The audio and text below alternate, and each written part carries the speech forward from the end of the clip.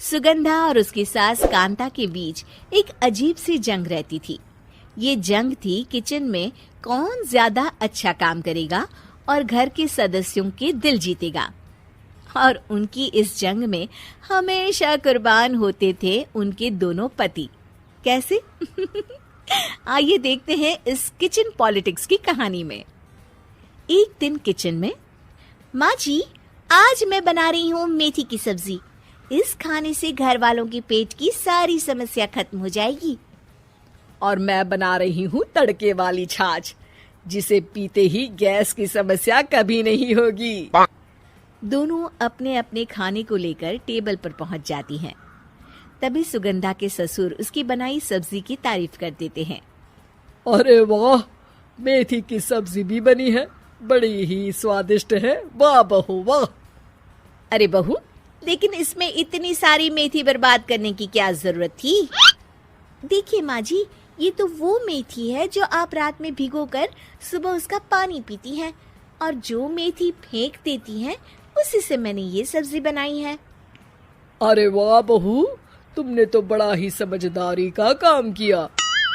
बस अब क्या था, कांता जी का तो मानो ये सुनकर खून ही सूख गया। वो फैसला कर लेती है कि किसी भी तरह वो अपने खाने की तारीफ लेकर ही रहेगी और सुगंधा को किचन में उसकी कमियां गिनाएगी। कांता फ्रिज खोलकर देख रही होती है और फिर सुगंधा से कहती है, अरे बहू, ये क्या, पूरा फ्रिज गंदा पड़ा है। तभी वहाँ सुगंधा का पति आ जाता है। वो सुगंधा को डांट कर कहता है, सुगंधा, तुम्हें कितनी बार कह रखा है कि वायरस फैल रहा है, साफ सफाई का पूरा ख्याल रखना है, लेकिन तुम किचन में इतनी गंदगी रखोगी तो कैसे चलेगा। सुगंधा सास की तरफ देखती है जहाँ वो मुस्कुरा रही होती है। सुगंधा समझ जाती है कि सास ने उससे बदला लेने के लिए ये सब किया है। दोनों रात के खाने की तैयारी में लग जाती हैं। दोनों ना एक दूसरे की तरफ देखती हैं और ना ही एक दूसरे से बातें करती हैं।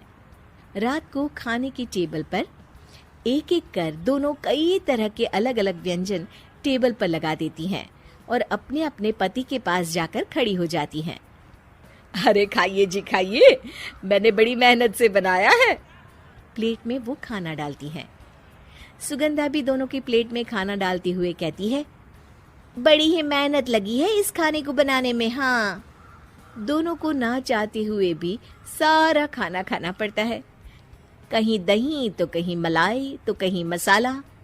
और इन सब के बाद दोनों बड़ी ही मुश्किल से अपने कमरे में सोने जाते हैं।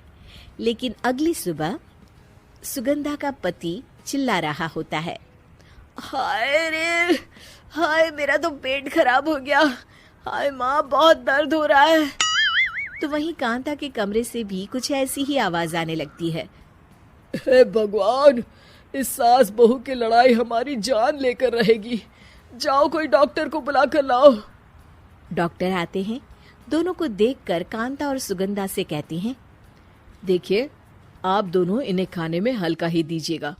हो सके तो रात का खाना जल्दी खाया करे और वॉक किया करे। इतना कहकर डॉक्टर वहां से चले जाते हैं।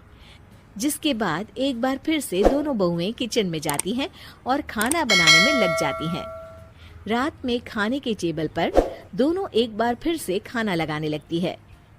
पापा जी, मैंने ये पतली मूंग की दाल की खिचड़ी के साथ ये पापड़ और पुदीने की चटनी भी बनाई है। अरे बहू, अभी अभी बेचारे पेट की बीमारी से गुजरे हैं, इतना भारी खाना तो डॉक्टर ने भी मना किया है ना। देखिए, मैंने आप दोनों के लिए सूप बनाया है। और दोनों उन लोगों की प्लेट में खाना डालने लगती हैं। तभी दोनों एक साथ बोल पड़ते हैं, बस करो, हमें माफ करो, हमें नहीं खाना इस घर में, ना खिचड़ी और ना ही सूप। हम इंसान हैं, एक वक्त में एक ही खाना खा सकते हैं। बस करो, हमें माफ करो, हमें नहीं खाना इस घर में, ना खिचड़ी और ना ही सूप। हम इंसान हैं, एक वक्त में एक ही खाना खा सकते हैं। इतना कहकर वो दोनों वहां से चले जाते हैं। कहानी का अंत। आप लोग उम्मीद कर रहे होंगे कि अंत में सब ठीक हो जाएगा।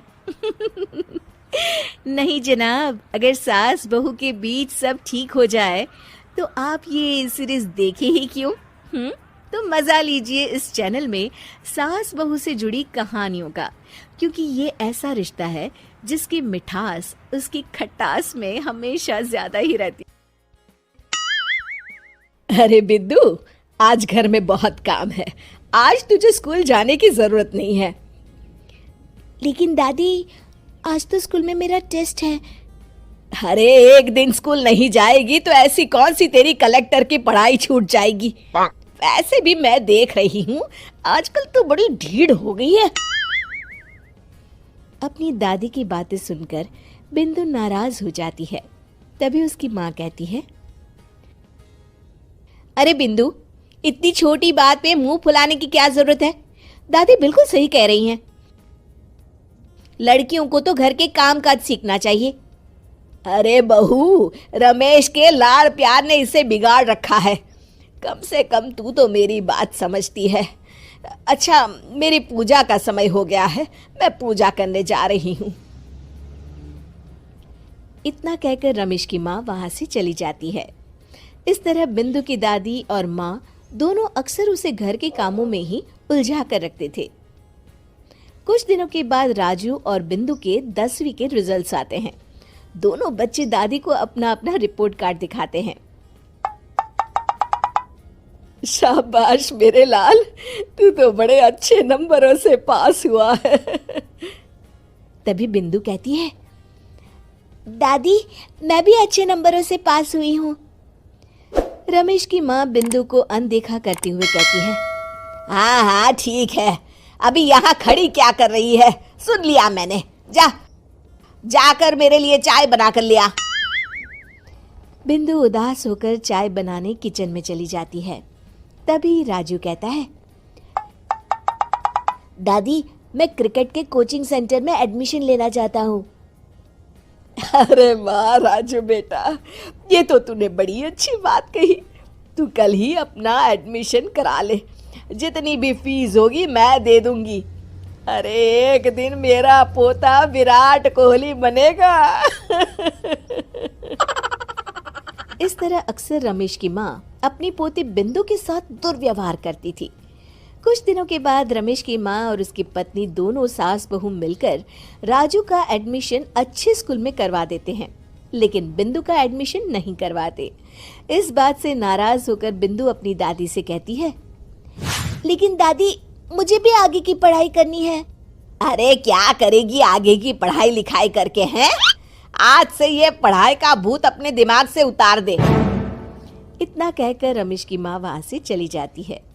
उस दिन के बाद से बिंदु की पढ़ाई हमेशा के लिए छूट जाती है और उसकी दादी उससे घर के सारे काम करवाना शुरू कर देती है। इस तरह उसका सारा दिन घर के कामों में ही बीत जाता था। कुछ दिन बीत जाते हैं और एक दिन रमेश छुट्टियों पर घर आता है।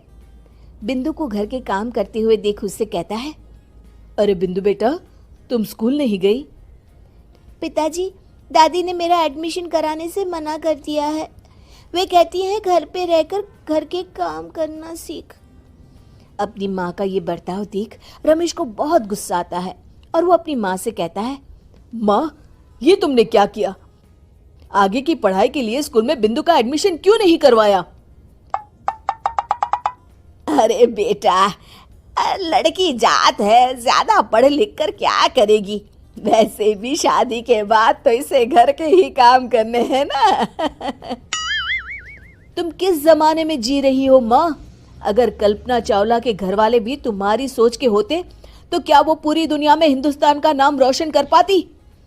इसका स्कूल छुड़वाकर तुम इसका भविष्य बर्बाद कर रही हो, लेकिन मेरे रहते ऐसा नहीं होगा। बिंदु बेटा, कल ही तुम्हारा एक अच्छे स्कूल में एडमिशन करा दूंगा। तुम जितना चाहे उतना पढ़ो, मेरे होते हुए तुम्हें किसी बात की चिंता करने की जरूरत नहीं है। अपने पिता से हौसला पाकर बिंदु खुश हो जाती है और कहती है, जी पापा, मैं खूब मन लगाकर पढ़ाई करूंगी और बड़ी होकर डॉक्टर बनूंगी। ये हुई ना बात। शाबाश मेरी बेटी। शिक्षा, लड़का हो या लड़की, हमें दोनों को आगे बढ़ने का मौका देना चाहिए।